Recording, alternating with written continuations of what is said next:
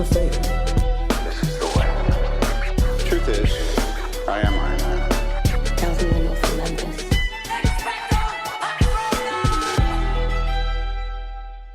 Hello, critics, non-critics, and friends. Welcome to the Film Optix podcast, where we take a glance into blockbusters, indie films, and everything in between.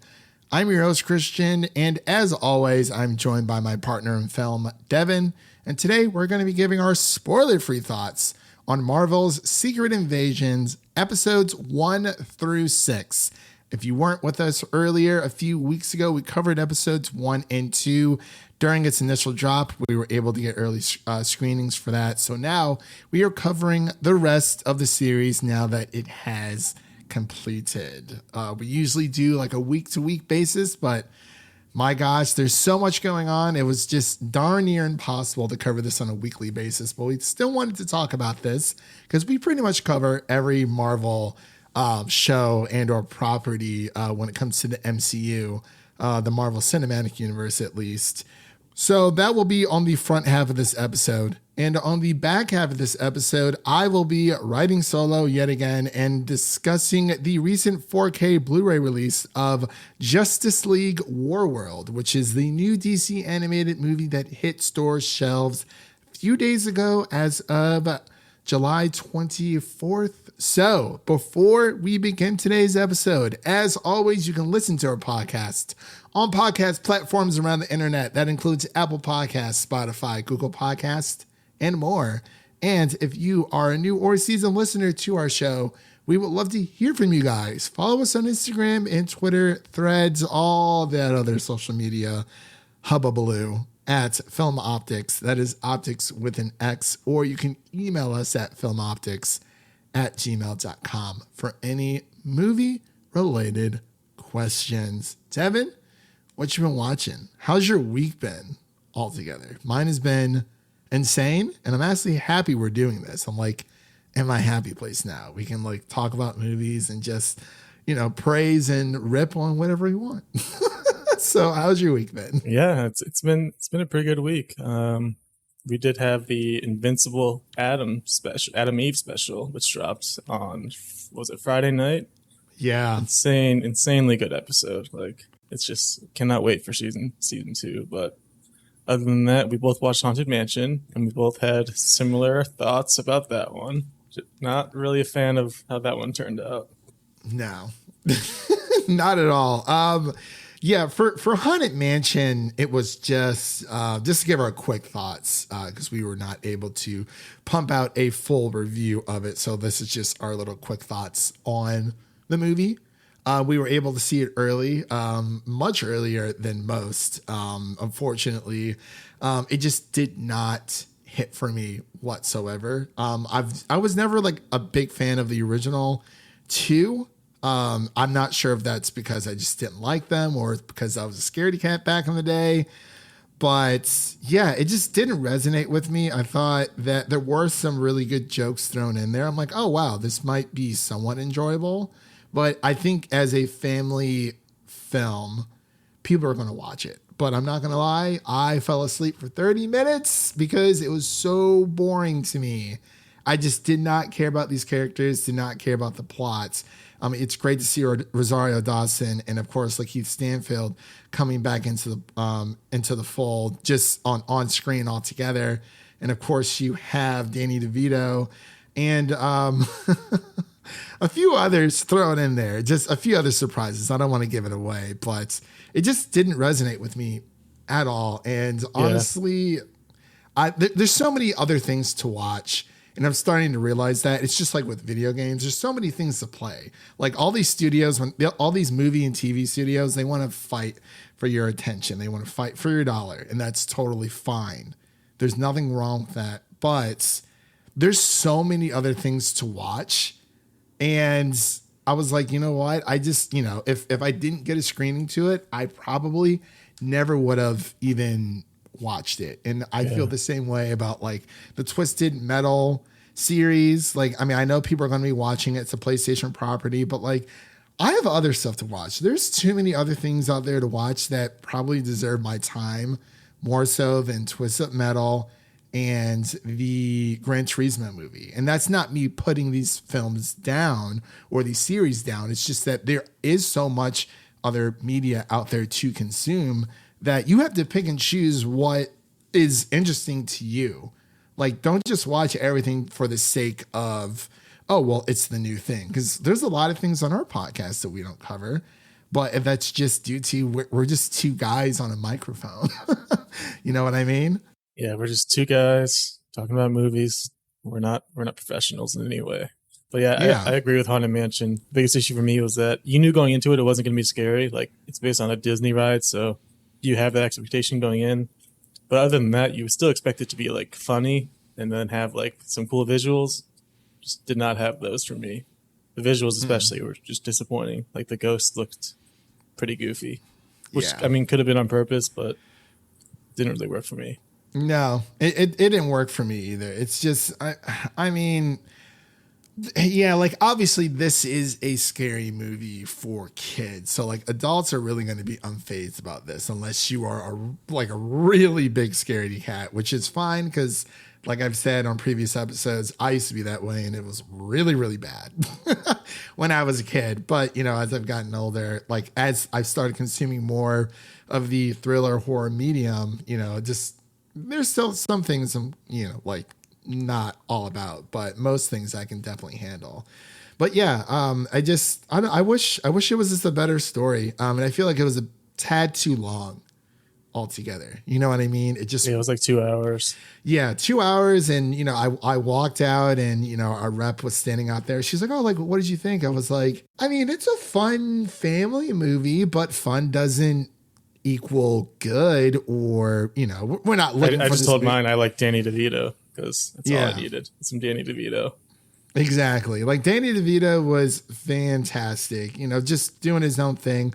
Like Lakeith Stanfield, like, you know, he did his thing, but this whole movie felt very generic and just very, you know, run of the mills, very, it was pretty predictable of what was going to happen. Once you had like all the plot points and whatnot, but it's just another manufactured blockbuster. I mean, you know, we get a dime a dozen of those, but I mean, this probably could have been a Haunted Mansion summer movie event, but like, there's just too many other things out there that deserve your time. But I still think people should go see it if they are interested. It's not us saying that, hey, you shouldn't go see it. Like we said before, we're just sharing our opinions of our experiences, but in no way is that a slight for people not to see the movie. I will say, if you are interested in seeing a black-led sci-fi type 2-hour movie, they clone Tyrone on Netflix. That could be your answer. It is rated R, so it's not for the kids, but I really enjoyed that one. That was a fun ride. John Boyega killed it. Yeah, it was a lot of fun. They said the N-word just a little bit too many more times than I care to admit, but it is a very fun. Actually, no, it is a good movie to watch. Like it's one of those Netflix films where it's like, hey, like you should watch this, and not just because it's the new thing that's out on Netflix this week. Like you definitely should watch it because it has a great cast. A really compelling story. There are times where I wish that they would have went a little bit deeper.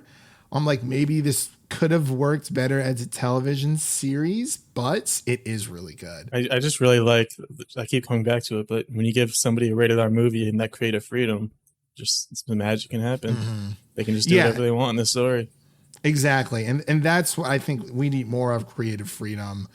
I think Paramount Plus was saying for more of their animation stuff, they're not going to be sinking more money into like original, like animated IP, or new original ideals. They're just going to focus more on IP, because they had quoted saying, you know, like, we don't want to spend all this money for people to maybe show up. But I mean, to be honest, that's how these IPs got to where they were. Pirates of the Caribbean, Jurassic Park, speaking movie wise in general, not like things are adapted into. Well, actually, I think Jurassic Park was adapted from a book, but something like Star Wars, I'm just using it as a basic example because that was originally, you know, a passion project by George Lucas, and you know, he was, I mean, through Fox, 20th Century Fox, he was given a chance. And, that's how new IPs and like new films are born. But hey, it is what it is,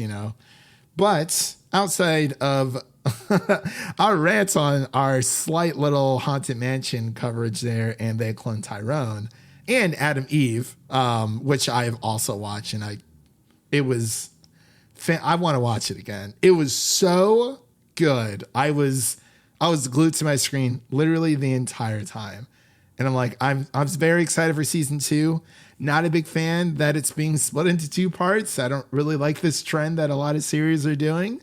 But it's coming nonetheless. So we're going to get the first 4 episodes of season 2 in November, I believe. And then the last 4 coming in 2024, which is just code for the last 4 episodes are not done. But yeah, very, very excited for that. But outside of that, I watched Superman Man of Tomorrow. It's another DC animated movie. It's actually very good. It came out in 2020. I watched it on Max yesterday, which was pretty awesome. I'm slowly becoming a Superman fan. Not like the biggest Superman fan, but I'm starting to get the appeal of why people like him so much and why he's, adored as one of the most popular comic book characters of all time. But yeah, that was really, really good. But could he beat Gaia in a fight? That's the question. That is a good question and an even better segue. So as we mentioned before, we're going to be covering episodes 3 through 6 of A Secret Invasion. This is complete spoiler territory. So that is your first spoiler warning for episodes 3 through 6 of A Secret Invasion again. That is your second spoiler warning for A Secret Invasion. So if you have not seen the episode, fast forward to my Justice League Warworld part altogether.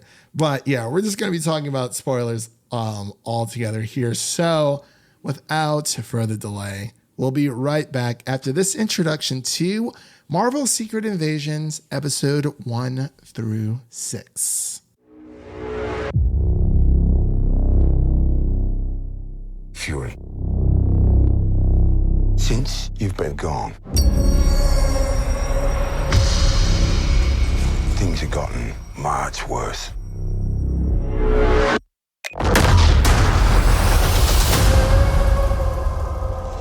Why do you think I came back?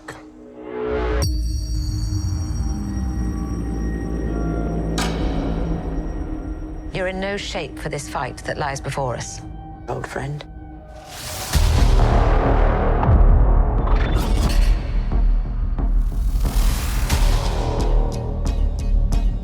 This is personal. Very few of us know about the wars fought in the shadows that have raged on this planet. Do you feel responsible? And we are back. You just heard a little snippet of Marvel's Secret Invasion. And as I mentioned before, we're going to be covering episodes 3 through 6 for you guys here today. Complete spoiler territory, spoiler land, all that jazz. But just in case you are new here to the show, welcome. And just wanted to read off a little bit of the series info before we get started. So, of course, the creator of the show is Kyle Bradstreet.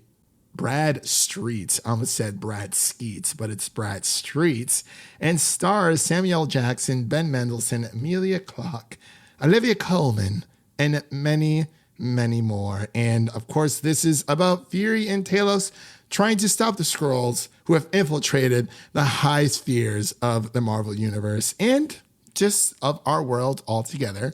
So, as I mentioned before, we covered episodes 1 through 2 prior. And we actually gave the show some pretty high praise a few weeks ago. We have not given our scores yet. We'll give our scores towards the end of this episode now that the entire series is out for people to watch. And I'm just going to turn it over to Devin so we can give his just his initial reactions of the series altogether now that we have watched the season finale. Yeah, it was almost a little over a month ago it premiered. Before that, we kind of gave our first impressions on the first 2 episodes, and we were pretty excited overall with what they started off with. Definitely a rocky start with the whole AI intro thing. That definitely bit them a little bit, because I think a fair amount of people dropped off when they saw that without even giving it a chance, which was unfair, but probably shouldn't have done it in the first place. But other than that, after episode 2, there was definitely a bit of a drop off for me as far as interest in the series went, because a lot of the story just didn't come together for me. Obviously, you have a great cast here, a lot of great characters. It's really well shot. There's definitely some cool locations and cool scenery to look at, but I think the writing has really failed the series overall, and also the rigid MCU structure that we've discussed in the past and keeps coming back to bite them, because they just don't seem to want to deviate from that formula. And it's not like the whole Marvel formula thing that people want to say over and over again. It's literally a formula of a 6-episode miniseries TV show where you try to cram everything in and you don't have any room to wiggle around and add an episode or get rid of an episode. It has to be at 6 episodes for whatever reason. And it leads to uneven episodes, uneven lengths of episodes. Like these last 2 episodes were both like, what, 30 minutes each? Like the finale was like 35. Yeah, I think with the with credits, both the penultimate and the season finale were around like 37, 38 minutes. It's just so hard to wrap up every storyline with a 35-minute finale. Like, I don't know what they're expecting to happen, but as far as the finale goes, well, I guess we can... episodes 3 and 4 kind of blended together for me. Like, nothing really special stood out. Obviously, you have the death of Talos, which was kind of unceremonious, just like Maria Hill's was. Just a bit of shock value there. Nothing really crazy. None of the twists really hit hard in this one, because it's all stuff we either expected or it's characters that have been around a while and kind of felt like they could go. Especially the Rhodey being a Skrull twist. Like, I feel like that was the most obvious one, because he's the only Avenger that it could have been. And he was just the one that's been tabbed to be a Skrull this whole time. And then they just do like a mirror reveal. It didn't really do much. It just didn't hit at all. As far as we know, he could be the only one. We don't know. There could be more. I don't know. Yeah, we also have to try to figure out when he was first turned into a Skrull, because that's a whole nother issue. Like that, That's a lot of plot holes and or like plot contrivances they have to try to work around going forward, because that's a pretty big deal. I agree with my initial reactions when it comes to this series. I have some interesting things to say about the 6-episode arc, because people are saying it doesn't work. And I want to bring up a really good example. I'll get into it here in a moment. But I also want to bring up Meredith Loftus's tweet at Meredith Loftus on Twitter, or X, I guess you can call it now. She pretty much tweeted out what I feel about the series, because I don't hate it. I don't love it, but she stated that Secret Invasion has so much going for it. Olivia Colman is still my MVP in parentheses. The finale rushed through some major moments that should have impacted the MCU. Still enjoy the series, but it's time to take a break from the 6-episode formula. So much like Devin, we watched the first 2 episodes. We were really into it because episodes 1 and 2 were around 54 to 55 minutes long. And I remember I had said back then, if they kept up with that time frame for each episode, this could be a great freaking series. The example I wanted to bring up, because I finished Love and Death, which is on Max, or HBO Max. It is a limited series, just like Secret Invasion. Stars, of course, Elizabeth Olsen, who is also Wanda Maximoff in the MCU. But I'm going through season 1 because it is a limited series, so it is one and done season. So Love and Death has 7 episodes that are 59 to 46 minutes. Episodes 1 through 5 range from 57 to 53 minutes. The shortest episode is the penultimate episode. That is 46 minutes. And then the season finale is 58 minutes. I firmly believe if we would have gotten at least an hour. Like it needs to be around an hour or like at the hour mark. I feel like if we would have gotten an hour mark for Secret Invasion with the 6-episode formula, I feel like it would have been a great freaking series. But not saying that it needs to be 6 episodes. If you need a little bit more time, definitely, hit that 7-8 episode mark. I feel like 8 episodes is usually the sweet spot for a lot of series nowadays, especially these are limited series for the most part. Some are getting a season 2 like Marvel's What If. Of course, we're getting a season 2 of Loki. There are other shows that are spinning off from other shows. But yeah, I firmly believe if they would have, if they're going to stick with the 6 episode mark, that's fine. But each episode needs to be as close to an hour as it possibly can. At the very least, the finale cannot be a half hour. Like you're not giving yourself any room to work with.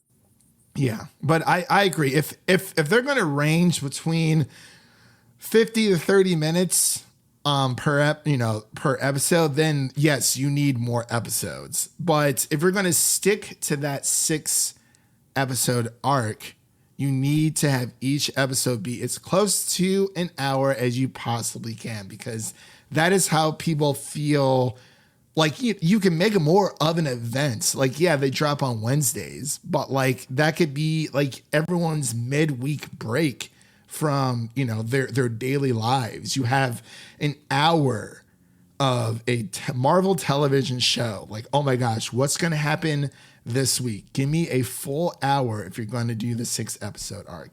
If you're not going to commit to those run times, then we need to have more episodes like we did with WandaVision, because it definitely warranted for that.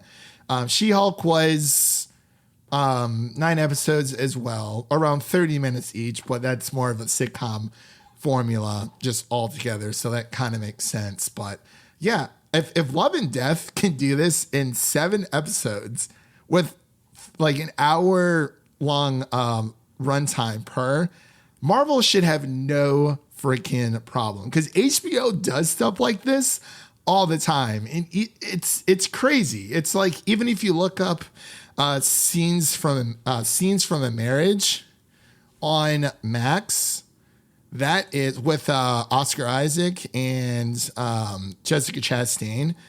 That's show, that limited series, is 5 episodes, and 2 episodes go over an hour. One's at an hour and 4 minutes.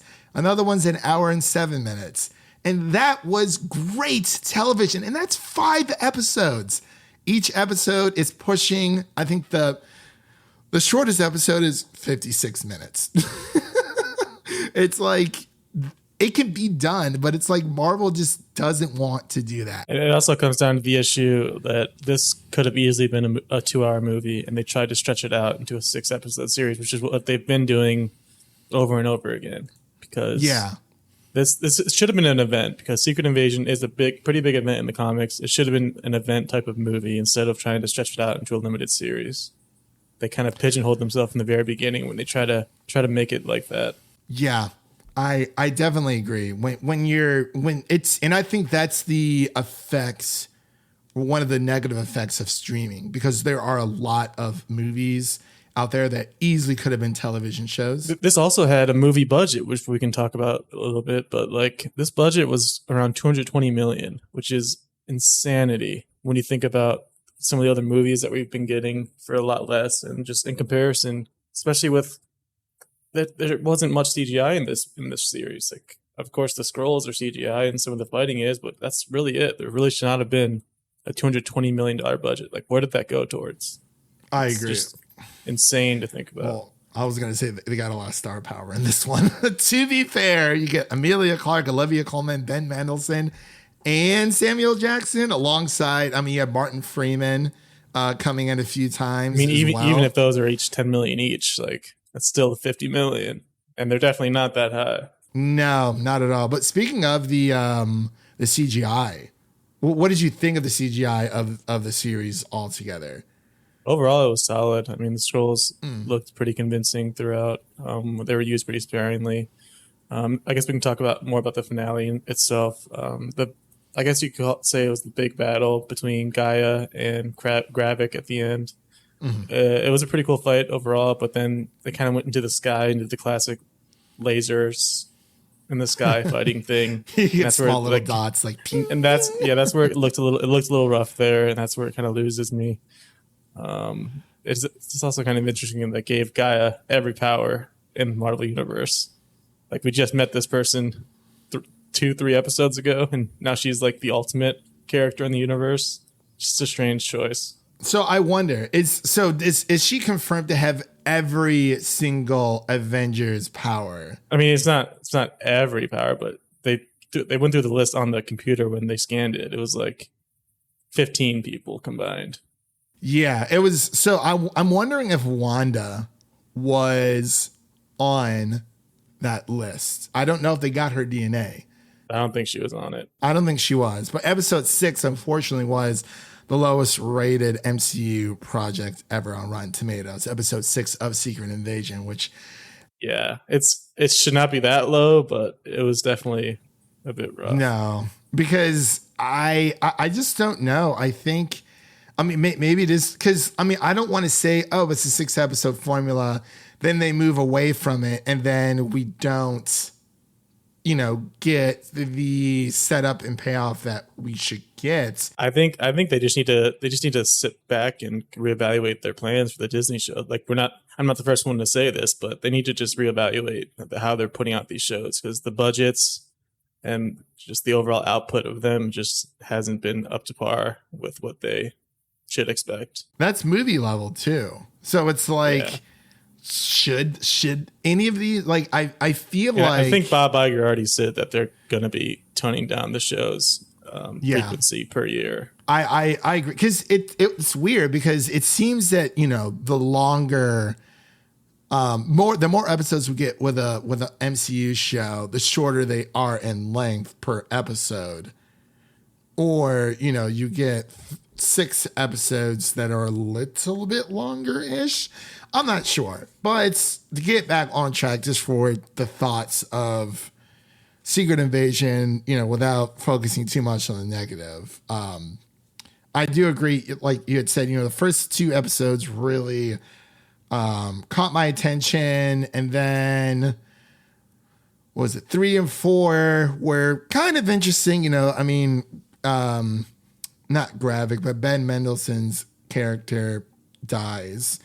I feel like the deaths in this show, the 2 deaths in the show that felt very underwhelmed. Very anticlimactic.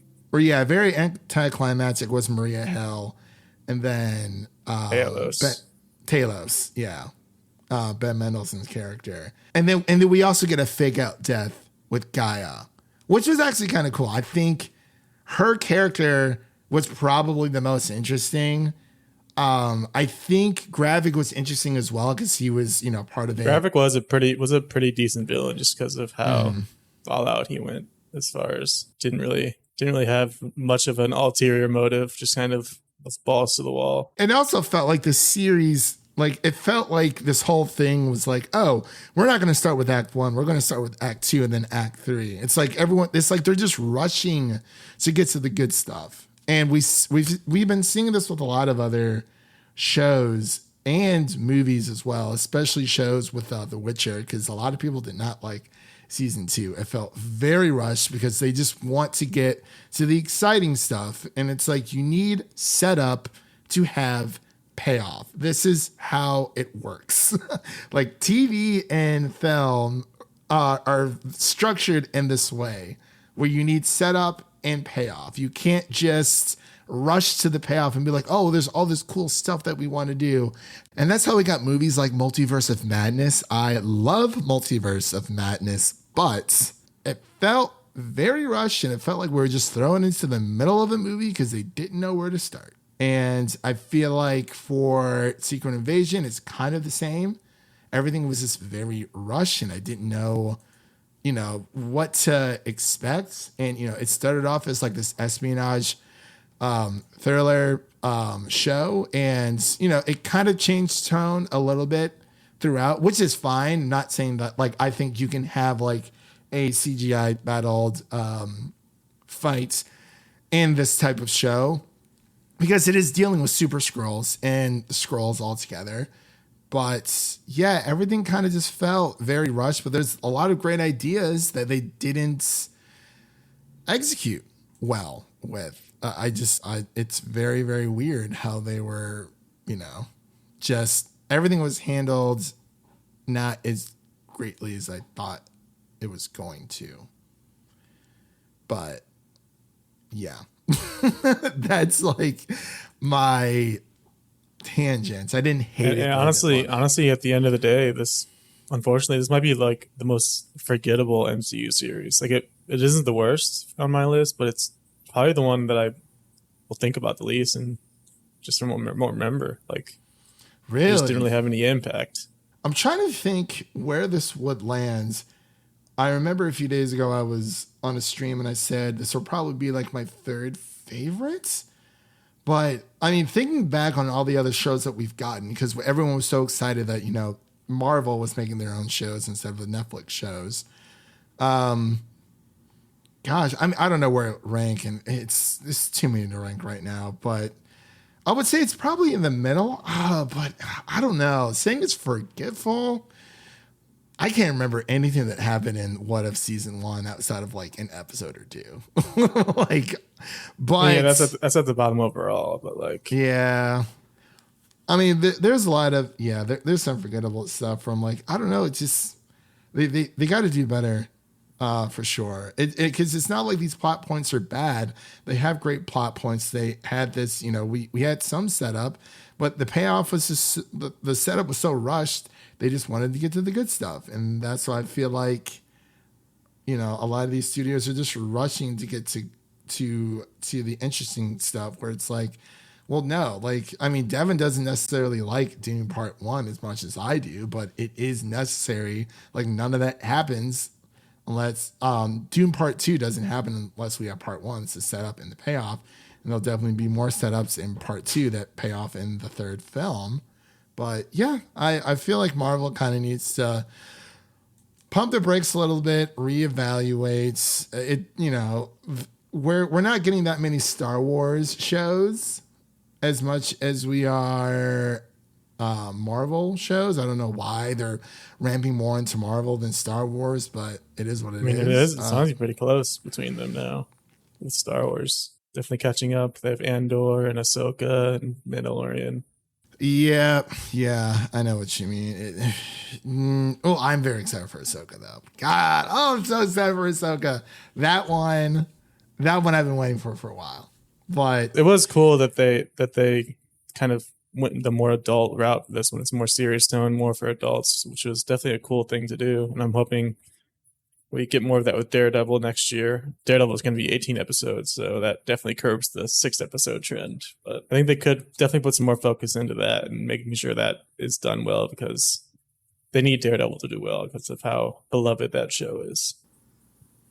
Yeah, no, I agree. Like it's that. I think that's going to be the tipping point of how, because everyone loves Daredevil. You finished Daredevil. You could do 2 big series a year, and that's great. You get one for 6 months, another the second 6 months, and you can do your team ups with other characters within those shows. They don't have to all have their own series, and it'd be great. And then you can do 2 or 3 movies a year, still putting out a lot a year. That's actually not a bad plan, because like you have 2 big shows. I feel like they're, they obviously want to keep people interested all together, but for people keeping their subscriptions. I mean, it has technically been since last year since we got a Marvel show, but I don't know. You get something like Guardians of the Galaxy. Like, I mean, we had Ant-Man the Wasp, Quantumania. Then we got Guardians of the Galaxy, which is like, wow. And I mean, they pushed back the Marvels, which is good because I just, they got to figure something out. I mean, I'm happy that Bob Iger understands all of that when it comes to Marvel, but I'm not happy about the comments that he's been making about, his coworkers, between the people who work for these studios, these actors and these writers. Yeah, he just needs to give up 1% of his paycheck to pay the entire SAG-AFTRA force, more than likely. God forbid. How would he live without that extra 1% of cash in his life? Like, it's so. I mean, he might have to downgrade yachts. I don't know. It's tough life. Wasn't like it was like him, Zuckerberg, and Zaslav at some like retreats or something like that. Like, so annoying. I was like, wow, like it's. I don't know, man. It really makes you think. It really makes you think. But let's get into our final thoughts and ratings here. Devin, what are your final thoughts and ratings on Secret Invasion episodes 3 through 6? Final thoughts. This one just didn't really come together for me. The writing left a lot to be desired and didn't really just keep me interested. The twists and turns never really felt impactful, never really shocked anybody. And it feels like they're just kind of stuck in a TV rut right now. Although I have enjoyed most of the other TV shows, this is kind of where they're going to start reevaluating some things, it seems like. But as far as the series overall, I'd probably give it like a 65 overall. Like it's definitely watchable. Like it looks nice. It's has its moments, a lot of great characters and actors, but a lot of issues going on too. I agree. For me, I would probably give this as like I would give it a 60 out of 100. Like we've said, like anything like I would say like 60 or higher isn't necessarily bad, but it definitely could have been better. There was a lot of ideas that were implemented into the show that just did not have a significant payoff. They rushed through everything to just get to the more exciting bits. And I feel like I think out of any Marvel show that we've gotten, this one should have worked because of the tone, because of the genre of this movie. Because of the cast. Of this. Yeah, because of the cast and because of like Secret Invasion, it's so awesome. Like, obviously we don't know who is a Skrull, and like that's the scary part. Like this should have been, I think this should have started off as a movie and then went into its own TV show, because that would have been awesome. Because a lot of things happen within Secret Invasions within the comics, and you're cutting that down to a 6-episode TV show that's it starts off really strong, and then the ending. I think it was a rocky ride. I think they landed the ending in a way where they're like, hey, there is going to be more. Because I did like, the ending part bits where, we're starting to see this pushback from humanity. But yeah, it felt too soon, and just, some anticlimactic deaths. Where it's like, yeah, well, we're just going to kill it off in TV show. And then that's it. Colby Smulders is now released from her contract. So, yeah, a 60 from me out of 100 and a 65 out of 100 for Devin. So, the official podcast score for Secret Invasions episode 3 through 6, actually just the entire series overall, it's going to be a 62.5. out of 100. So that will be our official podcast score for this series. And with all that said, that concludes this section of our Secret Invasions series coverage. And really quick, before Devin gets out of here, want to let you guys know that if you like what you heard so far, make sure to subscribe to our podcast on your preferred podcast platform of choice, and make sure to follow us on Twitter and Instagram at Film Optix. That is Optix with an X. And of course, don't forget to share an episode of our podcast with a friend, whether it be your mother, your brother.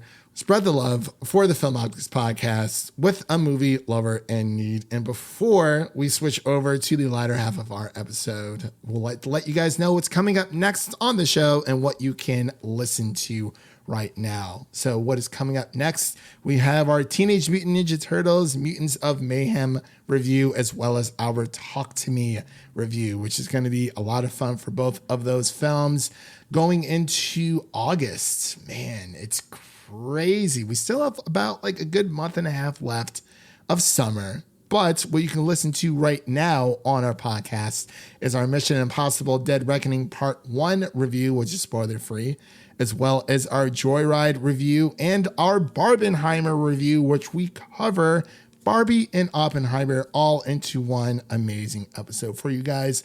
Timestamps for each of those episodes will be in that specific episode for those podcast notes. And of course, you can listen to my thoughts on The Last of Us 4K Blu-ray coverage as well. So with all that said, let's get into the second half of our episode. We'll be right back after this introduction to our Justice League Warworld 4K Blu-ray review.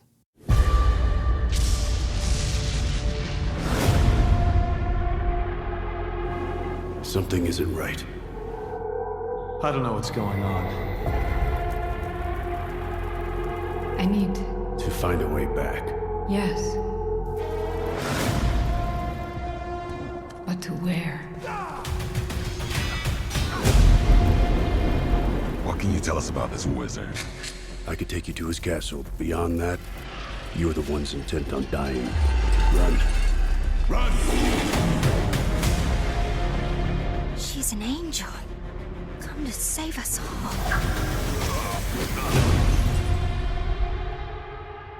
Never seen anyone fight like that. You're a wonder. And we are back with our Justice League Warworld 4K Blu-ray review. This film is now available for purchase at local retail stores starting on July 25th, 2023, which was a few days ago. So you can definitely go pick up your Blu-ray and or 4K Blu-ray copy in retail stores. And this little number will run you around $28.99 for the 4K UHD version and about $22.99 for the Blu-ray standard edition. According to Amazon.com, that is where you can find this interesting movie, I will say, but I'll get into my thoughts here in a bit. But if you are new here to our Blu-ray section, this is something that I like to cover on my own for the sake of physical media, because I love physical media so much and I feel like I need to give back to the community that I've been a part of for so long. And of course, I'd like to thank Warner Brothers for sending us a review copy of this movie for the purpose of this podcast episode. So shout out to Warner Brothers for sending me that review copy our way. So what I do for these reviews, if you are new here, is I like to break this into a few sections. Of course,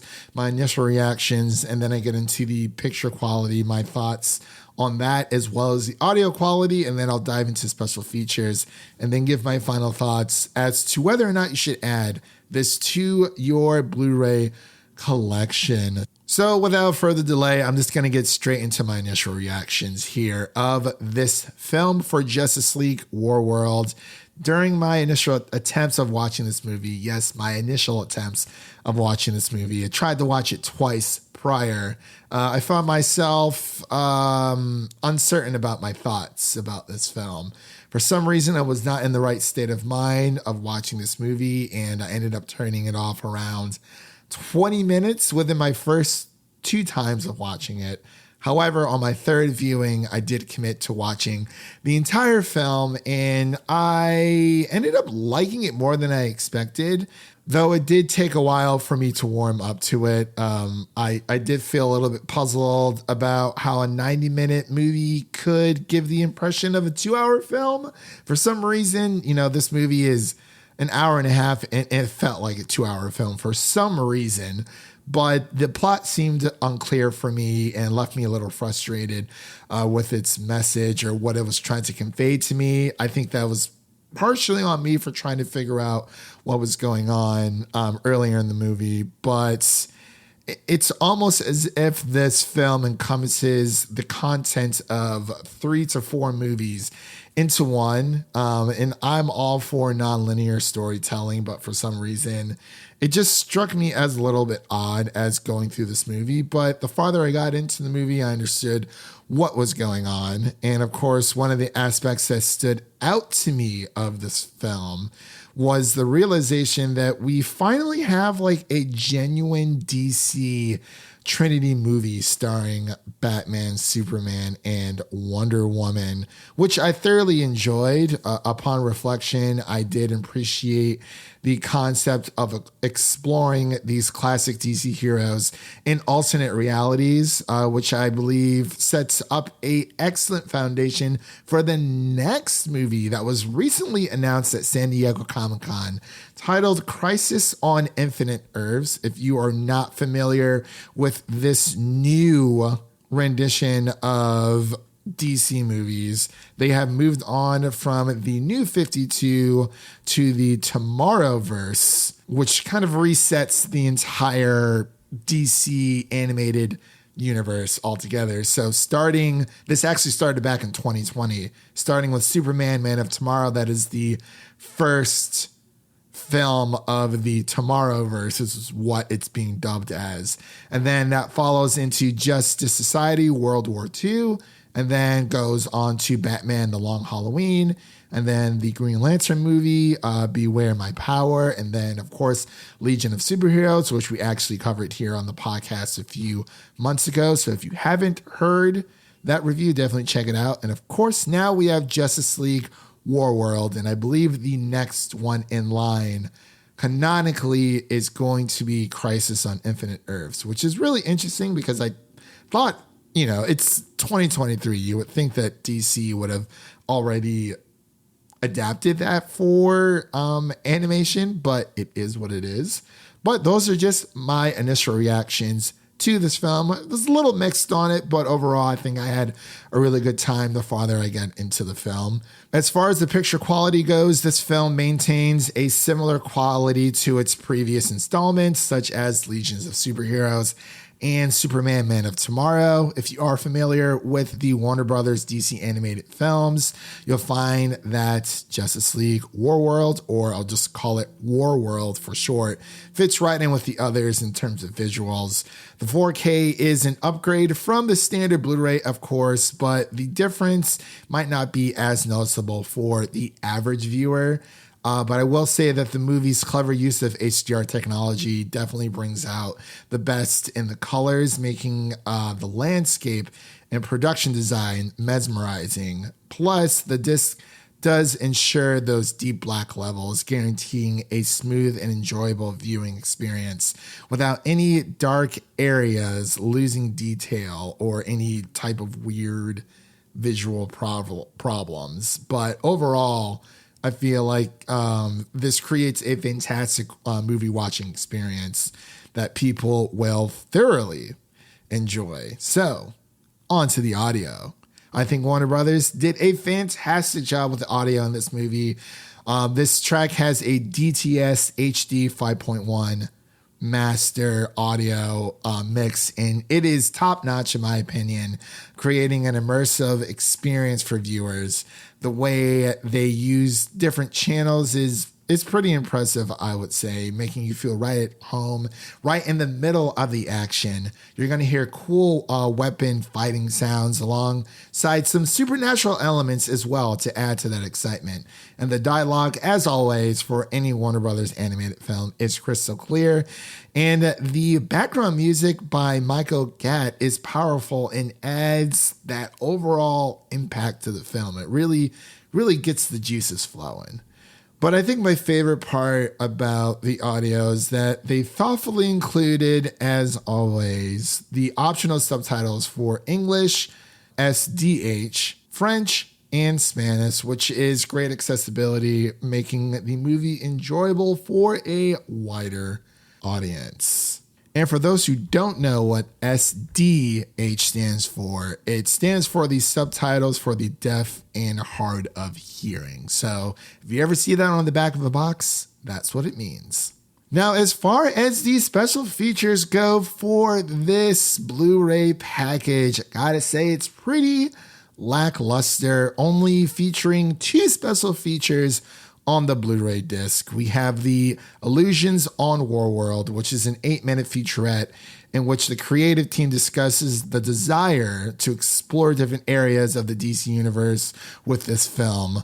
The structuring of these stories, the voice performances, the designs, and more. This is not quite as substantial as usual, but it is still worth the watch. And of course, we have the last special feature, which is the Heroic, the Horrible, and the Hideous, which is another 8-minute piece in which the same participants discuss the history of Warworld and how it is tackled in its iteration, the characters they get to play with, and more. So a few little special features there for you guys. It doesn't... I watched both of them. I mean, it's cool to see special features, don't get me wrong, but sometimes I feel like Blu-ray packages are lacking a bit. But for a hour and 30-minute movie, I guess what else were you necessarily expecting? There isn't too much to dive into when it comes to these animated films, although there have been a few of the bigger animated films that get a little bit more of the special features altogether. But as far as my final thoughts go, as I mentioned, my experience with this movie was quite a journey. Initially uncertain about it. Like I said, it turned it off after just 20 minutes after being in a unfavorable state of mind, but I was able to push through. Like I said, it takes a second to get there for this movie because there is a lot going on, and some of the sequences dealing with Wonder Woman, Superman, and Batman can be kind of interesting, some not so much. The first 20 minutes was more of like a cool little Western situation with Wonder Woman. I thought it was okay, but it didn't really grasp me. It really didn't grasp me until the end of Batman's journey during his situation, I'll say. And then the Superman kind of gives you like the 1950s, 60s feel with the black and white. But towards the end, it started getting pretty interesting. And like I said, there's always a setup, at least for this new Tomorrowverse. Overall, like I said, I really appreciated the concept of exploring the classic DC heroes in these alternate realities. And like I said, it's really setting up for Crisis on Infinite Earths, which is supposed to be the next DC animated film, I believe, hitting in 2024. I believe that this is the last that's coming out for new DC movies. I know we also have the Batman Mask of the Phantasm that will be releasing on 4K later in September. Perfect time for Halloween, so you can definitely re-enjoy that classic film if you haven't caught it already while you're waiting for Crisis on Infinite Earths. But as I mentioned before, Justice League Warworld is currently available to purchase on 4K UHD Blu-ray, on standard Blu-ray, and on digital. And with all that said, thank you for listening to our show here today. We did a very interesting two-parter here for you guys today, as we often do. You know, if there is a Blu-ray review that kind of fits the theme of the overall episode, I'll usually tack that on. So we talked a lot of superheroes today, which is pretty cool. But again, thank you guys all for listening. If you enjoy the show, please take a moment to leave us a 5-star rating and review on Apple Podcasts and Spotify. And make sure to stay connected with us by following us on Twitter, Threads, and Instagram at Film Optix. Again, that's Optix with an X for the latest updates. I'm Christian, signing off. And remember, life is like a movie, so go out there and make it a blockbuster.